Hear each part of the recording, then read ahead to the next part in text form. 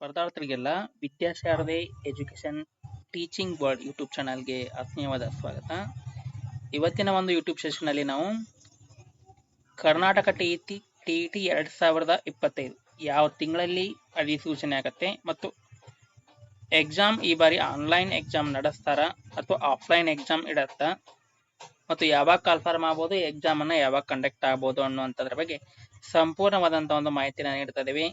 ಪೂರ್ತಿಯಾಗಿ ವಿಡಿಯೋ ನೋಡಿ, ಸ್ಕಿಪ್ ಮಾಡಬೇಡಿ. ಮತ್ತು ಇನ್ನೂ ಯಾರೆಲ್ಲ ನಮ್ಮ ಚಾನಲ್ಗೆ ಸಬ್ಸ್ಕ್ರೈಬ್ ಆಗಿಲ್ಲ ಕೂಡಲೇ ಸಬ್ಸ್ಕ್ರೈಬ್ ಆಗಿ ಅಂತ ತಿಳಿಸ್ತಾ, ಕರ್ನಾಟಕ ಟಿ ಈಗಾಗಲೇ ಕರಿಬೇಕಾಗಿತ್ತು. ಯಾಕಂದ್ರೆ ಲಾಸ್ಟ್ 2024 ಅಲ್ಲಿ ಒಂದು ಏಪ್ರಿಲ್ ಅಲ್ಲಿ ಒಂದು ಅಧಿಸೂಚನೆಯನ್ನ ಮಾಡಿ ಜೂನ್ 30ರಂದು ಒಂದು ಎಕ್ಸಾಮ್ ಅನ್ನ ಇಟ್ಟಿದ್ರು. ಆದರೆ ಈ ಬಾರಿ ಇನ್ನೂ ಸಹಿತ ಒಂದು ಎಕ್ಸಾಮ್ ಆಗಿಲ್ಲ. ಅದಕ್ಕೆ ಸಾಕಷ್ಟು ಕಾರಣಗಳಿರಬಹುದು. ಈ ನಾಗಮೋಹನ್ ದಾಸ್ SC ಸಮೀಕ್ಷೆ ಆಗಿರ್ಬೋದು. ಈಗಾಗಲೇ ಈ NCERT ಸಮಾಜ ವಿಜ್ಞಾನ, NCERT ವಿಜ್ಞಾನ ಮತ್ತು NCERT ಮ್ಯಾಥ್ಸ್ ಟೆಕ್ಸ್ಟ್ ಬುಕ್ಗಳು ಸಹಿತ ಒಂದು PDF-ಗಳು ಲಭ್ಯ ಇರುವಂಥದ್ದು. ಒಟ್ಟು ಸಮಾಜ ವಿಜ್ಞಾನ 16 PDF, NCERT ವಿಜ್ಞಾನ 23 PDF ಮತ್ತು ಮ್ಯಾಥ್ಸ್ ಒಟ್ಟು 13 PDF-ಗಳು ಅವೈಲೇಬಲ್ ಇರುವಂಥದ್ದು. ಮುಂಬರಲಿರುವಂತಹ TET, HSTR, GPSTR ಗಳಿಗೆ ಇವು ತುಂಬಾ ಉಪಯುಕ್ತ. ಇವೇನಾದರೂ ನಿಮಗೆ ಬೇಕಾಗಿದ್ರೆ 9380850076 ಈ ನಂಬರ್ಗೆ ಕಾಂಟ್ಯಾಕ್ಟ್ ಮಾಡಬಹುದು. ಇನ್ನು ಅದೇ ರೀತಿ ಈ ವಿದ್ಯಾಶಾರದೆ ಕೋಚಿಂಗ್ ಸೆಂಟರ್ ವತಿಯಿಂದ ಒಂದು TET, GPSTR, HSTR ಪರೀಕ್ಷೆಗಳಿಗೆ ಆನ್ಲೈನ್ ಕ್ಲಾಸಸ್ ಬ್ಯಾಚ್ ಕೋರ್ಸ್ ಸಹಿತ ಆರಂಭ ಆಗಿರುವಂಥದ್ದು. 4 ತಿಂಗಳ ಅವಧಿಗೆ ಒಂದು 1500 ರೂಪಾಯಿಗಳ ಒಂದು ಫೀಸ್ ಇರುತ್ತೆ. ಈ ಫೀಸ್ ಅನ್ನ ನೀವು ಪೇ ಮಾಡಿ ಒಂದು ಏನ್ ಮಾಡಬಹುದು ಅಂದ್ರೆ ಒಂದು ಹೊಸ ಬ್ಯಾಚ್ ಕೋರ್ಸ್ ಇರಬಹುದು. ಹೆಚ್ಚಿನ ಒಂದು ಮಾಹಿತಿಗೆ ನೀವು 9380850076 ಈ ನಂಬರ್ಗೆ ನೀವು ಏನ್ ಮಾಡಬಹುದು ಅಂದ್ರೆ ಕಾಂಟ್ಯಾಕ್ಟ್ ಮಾಡಿ ಒಂದು ಬ್ಯಾಚ್ ಕೋರ್ಸ್ ಸೇರಬಹುದು. ಇನ್ನು ಈ ಬಾರಿ ಒಂದು TET ಒಂದು ಯಾಕೆ ತಡ ಆಗ್ತಾ ಇದೆ?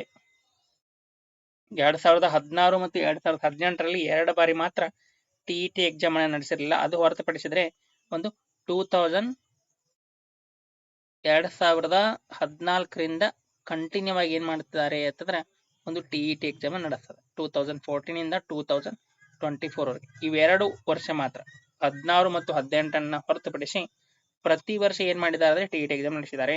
ಆದ್ರೆ ಈ ಬಾರಿ ಯಾಕೆ ತಡ ಆಗ್ತಾ ಇದೆ ಅಂದ್ರೆ ಒಂದು CSC ಸೆಲ್ ಅವರು ಈ ಬಾರಿ ಒಂದು ಆನ್ಲೈನ್ ಪರೀಕ್ಷೆಯನ್ನ ಮಾಡಬೇಕು, TET ಎಕ್ಸಾಮ್ ಅನ್ನ ಆನ್ಲೈನ್ ಮಾಡಬೇಕು ಅನ್ನುವಂತ ಒಂದು ಗುಂಗಿನಲ್ಲಿ ಇರೋದ್ರಿಂದ ಈ ಒಂದು TET ತಡ ಆಗ್ತಾ ಇರುವಂತದ್ದು ಅಂತ ಹೇಳ್ತೀವಿ. ಈ ಬಾರಿ ಆನ್ಲೈನ್ ಮಾಡ್ತಾರಾ ಅಥವಾ ಆಫ್ಲೈನ್ ಮಾಡ್ತಾರಾ ಅನ್ನುವಂಥದ್ದು ಇನ್ನೂ ಡಿಸೈಡ್ ಆಗಿಲ್ಲ. ಯಾಕಂದ್ರೆ ಈಗಾಗಲೇ ಸರ್ಕಾರಕ್ಕೆ ಒಂದು ಅವರು ಪತ್ರ ಬರೆದಿರುವಂತದ್ದು. ನೋಡಿ, ಶಿಕ್ಷಕರ ನೇಮಕಾತಿಗಿಂತ ಮುಂಚೆ TET ಮಾಡ್ತಾರ ಅಥವಾ TET ಆದ ನಂತರ ಒಂದು ಶಿಕ್ಷಕರ ನೇಮಕಾತಿ ಆರಂಭ ಆಗತ್ತೆ. ಯಾಕಂದ್ರೆ ಈಗಾಗಲೇ ಅನೌನ್ಸ್ ಮಾಡಿರುವಂತದ್ದು ಈ HK ವಿಭಾಗದಲ್ಲಿ ಈಗಾಗಲೇ ಒಂದು 5000 ಶಿಕ್ಷಕರನ್ನ ತುಂಬ್ತೀವಿ. ನಾನ್ HK ವಿಭಾಗದಲ್ಲಿ 5000 ಶಿಕ್ಷಕರನ್ನು ತುಂಬ್ತೀವಿ. ಒಂದು 5ರಿಂದ 5,500 ಒಂದು ಅನುದಾನಿತ ಶಾಲೆಗಳಲ್ಲಿ ಸಹಿತ ಒಂದು ತುಂಬ್ತೀವಿ ಅನ್ನುವಂಥದ್ದು ನಮ್ಮ ಮಧು ಬಂಗಾರಪ್ಪ ಅವರು ಹೇಳುವಂಥದ್ದು. ಒಂದು ಅದರ ಆಧಾರದ ಮೇಲೆ ಒಂದು ಇವೆಲ್ಲ ಆಗ್ಬೇಕಾಗಿತ್ತು ಆ ತರ ಒಂದು ನಾಗಮೋಹನ್ ದಾಸ್ ಕಮಿಟಿ SC ಮೀಸಲಾತಿ, ಒಳ ಮೀಸಲಾತಿ ಕುರಿತು ಒಂದು ಸಮೀಕ್ಷೆ ಮುಗಿಬೇಕು. ಅವರು ವರದಿ ಕೊಡಬೇಕು. ಆ ವರದಿಯನ್ನ ಸಚಿವ ಸಂಪುಟದಲ್ಲಿ ಮತ್ತು ಅಧಿವೇಶನದಲ್ಲಿ ಒಪ್ಕೋಬೇಕು. ಅನಂತರ ಒಂದು ಶಿಕ್ಷಕರ ನೇಮಕಾತಿ ಆಗುವಂಥದ್ದು. ಅದಕ್ಕಾಗಿ ಏನು ಆತರ ಒಂದು ಮುಂಚೆನೆ ಒಂದು TET ಎಕ್ಸಾಮ್ ಅನ್ನ ಮಾಡ್ತಾರೆ. ಮುಂಚೆನೆ ಒಂದು TET ಎಕ್ಸಾಮ್ ಆಗತ್ತೆ.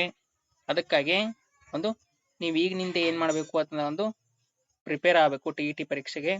ಯಾಕಂದ್ರೆ ಈ ಬಾರಿ ಆನ್ಲೈನ್ ಒಂದು TET ಎಕ್ಸಾಮ್ ಅನ್ನ ಮಾಡಿದ್ರೆ, ಈ ಬಾರಿ ಆನ್ಲೈನ್ ಅಲ್ಲಿ ಒಂದು TET ಎಕ್ಸಾಮ್ ಅನ್ನ ಕಂಡಕ್ಟ್ ಮಾಡಿದ್ರೆ ಅದು ಬೇಗನೆ ಮುಗಿಯುವಂತ ಪ್ರೊಸೆಸ್. ಅನಂತರ ಏನ್ ಮಾಡಬಹುದು ಅಥವಾ CET ಅನ್ನ ಮಾಡಬಹುದು. ಇನ್ನು ಈ ಬಾರಿ ಪರೀಕ್ಷೆ ಆನ್ಲೈನ್ ಇರುತ್ತಾ ಅಥವಾ ಆಫ್ಲೈನ್ ಇರುತ್ತಾ? ಆನ್ಲೈನ್ ಎಕ್ಸಾಮ್ ಇದ್ರೆ ಏನ್ ಪ್ರಾಬ್ಲಮ್ ಮತ್ತು ಆಫ್ಲೈನ್ ಇದ್ರೆ ಏನ್ ಪ್ರಾಬ್ಲಮ್ ನೋಡ್ರಿ. ಈ ಬಾರಿ ಆನ್ಲೈನ್ ಎಕ್ಸಾಮೇ ಮಾಡಬೇಕು ಅಂತ ತಿಳ್ಕೊಂಡು ಏನ್ ಮಾಡ್ತಾ ಇದ್ದಾರೆ CSC ಸೆಲ್ ಅವರು ಒಂದು ಸಾಕಷ್ಟು ಪ್ರಯತ್ನ ಪಡ್ತಿರುವಂತದ್ದು. ಆನ್ಲೈನ್ ಪರೀಕ್ಷೆ ಮಾಡಬೇಕು ಅಂತ ತಿಳ್ಕೊಂಡು ಸರ್ಕಾರಕ್ಕೂ ಸಹಿತ ಪತ್ರ ಬರೆದಿರುವಂತದ್ದು. ಅದಕ್ಕಿನ್ನೇ ಯಾವುದೇ ರೀತಿ ಆನ್ಸರ್ ಬಂದಿಲ್ಲ. ಮತ್ತು ಆನ್ಲೈನ್ ಪರೀಕ್ಷೆಯನ್ನೇ ಮಾಡಬೇಕು ಅಂತ ತಿಳ್ಕೊಂಡು ಅವ್ರು ಏನಾದ್ರು ನಿರ್ಧಾರ ಮಾಡಿದ್ರು ಹತ್ರ ಆನ್ಲೈನ್ ಪರೀಕ್ಷೆಗೆ ಸುಮಾರು 15ರಿಂದ 20 ಸರ್ಟ್ ಏನ್ ಮಾಡ್ಬೇಕಾಗತ್ತೆ ಅಂತಂದ್ರೆ ಅವರು ಕ್ವಶನ್ ಪೇಪರ್ಗಳನ್ನ ಪ್ರಿಪೇರ್ ಮಾಡ್ಬೇಕಾಗತ್ತೆ.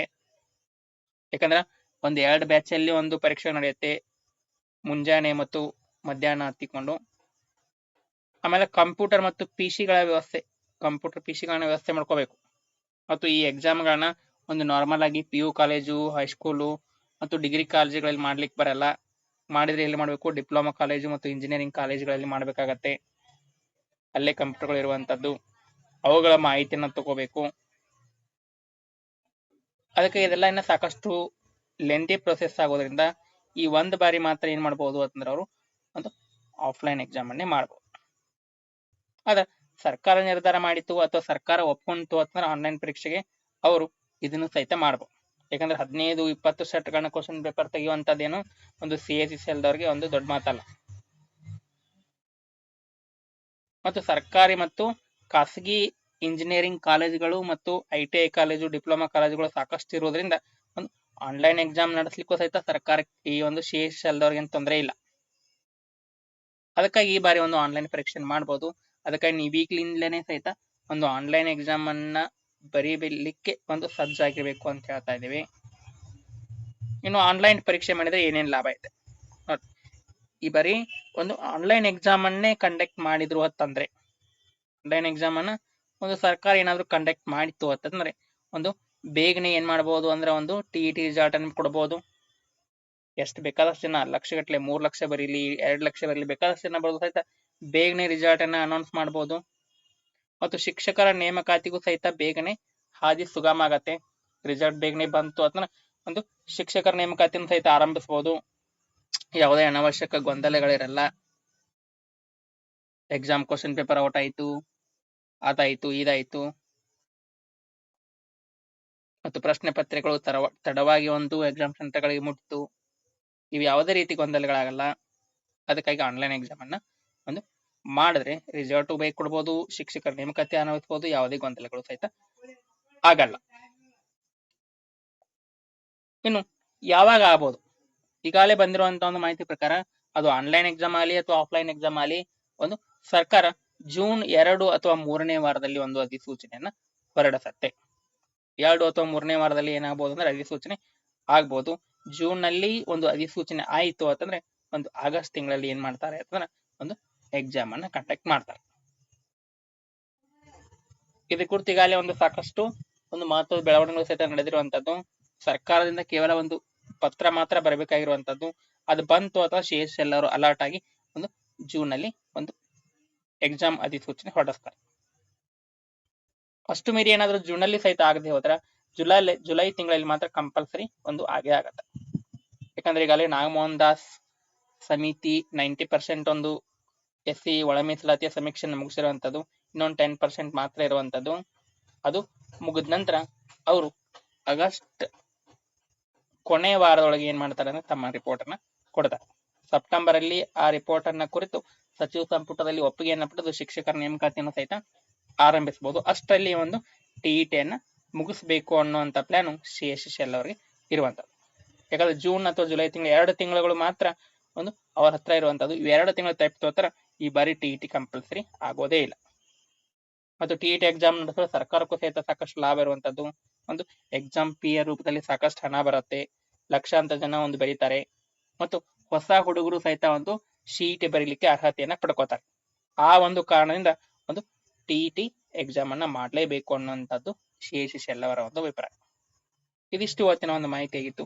ಯಾರಿಗೆಲ್ಲ ಈ ವಿಡಿಯೋ ಇಷ್ಟ ಆಗಿದೆ ಒಂದು ಚಾನೆಲ್ನ ಸಬ್ಸ್ಕ್ರೈಬ್ ಮಾಡಿ ಮತ್ತು ನಿಮ್ಮ ಫ್ರೆಂಡ್ಸ್ಗೆ ಶೇರ್ ಮಾಡಿ. ಮತ್ತು ಮುಂಬರುವಂತ ಒಂದು TET ಆಗಿರ್ಬೋದು, GPSTR, HSTR ಈ ಎಲ್ಲಾ ಪರೀಕ್ಷೆಗಳಿಗೆ ಸಂಬಂಧಪಟ್ಟಂತೆ ಒಂದು ಹೆಚ್ಚಿನದಾದಂತ ಒಂದು ಮಾಹಿತಿಯನ್ನ ನಿಮಗೆ ವಿಡಿಯೋ ಸರಣಿಗಳ ಮೂಲಕ ಕೊಡ್ತಾ ಇರ್ತೀವಿ. NCERT ಭಾಷಾಂತರದ PDF ಬೇಕಿದ್ರೆ ಕಾಂಟ್ಯಾಕ್ಟ್ ಮಾಡಬಹುದು. ಸಮಾಜ ವಿಜ್ಞಾನ, ಗಣಿತ ಮತ್ತು ವಿಜ್ಞಾನಗಳು ಅವೈಲೇಬಲ್ ಇರುವಂತದ್ದು. ಎಲ್ಲರಿಗೂ ಧನ್ಯವಾದಗಳು.